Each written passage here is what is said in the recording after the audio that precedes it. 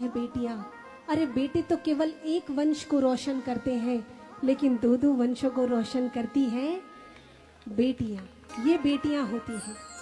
आज मैं चाहूंगी जितनी भी बेटियां हैं उनको पूछना।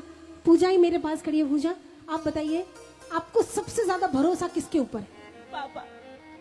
कोई भी तकलीफ आए तो आप सबसे पहले किसका नाम लेती? पापा।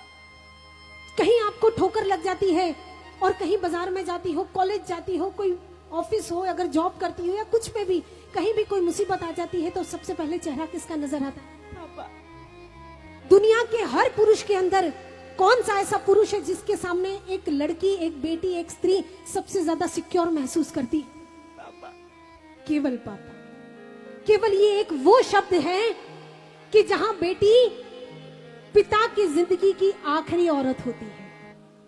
बेटी एक पुरुष के जीवन की आखिरी स्त्री होती है, क्योंकि जब बेटी जिसके घर में आ जाती है ना, फिर वहां फुल स्टॉप हो जाता है।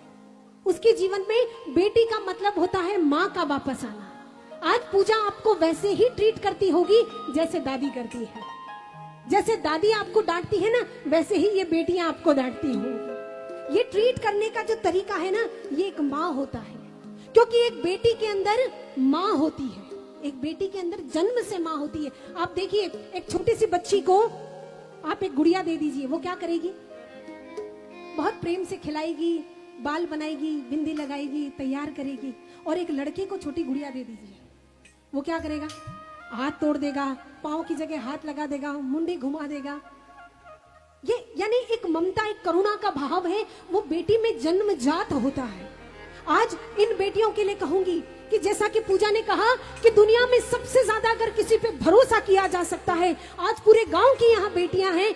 मैं एक गांव की तरफ से सर निवेदन करूं, वडील बैठे हैं सर, यहाँ मैं एक निवेदन करूं सब बेटियों को, जो भी हमारी यंगस्टर बेटियां हैं, एक बात मैं बेटियों को जरूर कहूंगी कि बेटा पिता का मान है, लेकिन बेटी पिता का स्वाभिमान है। बेटा पिता का मान है केवल, लेकिन बेटी पिता का स्वाभिमान है। जीवन में कभी कोई ऐसा काम मत करिएगा कि आपके पिता को जीवन में समाज के सामने सर झुका कर चलना पड़े, क्योंकि वो उनके लिए 1000 मौत मरने जैसा होगा। 1000 मौत। आजकल मैंने देखा है शहरों में लड़कियां छोटे छोटे कपड़े पहन के, हमारे अच्छे घरों की लड़कियां छोटे छोटे कपड़े पहन के उसको फैशन का नाम देती हैं, लेकिन मैं कहूंगी कि तन पर लिबास की कमी अजीब लगती है। तन पे लिबास की कमी अजीब लगती है, और मुझे अमीर बाप की बेटी भी गरीब लगती है। ये भाव है। इसलिए आज चाहूंगी कि एक पापा के लिए, एक मैंने मेरे पापा के लिए गाना लिखा है, शायद आप लोगों ने सुना होगा। मुझे समझ में नहीं आया पापा के लिए क्या लिखूं, तो मैंने लिख दिया। सब मेरे साथ लाइन गाएंगे। चंदा की चांदनी पापा, सूरज की रोशनी पापा, धरती का धीरज पापा, अंबर से ऊंची पापा। और भैया मेरे लिए पापा तो मेरे भगवान है, पापा से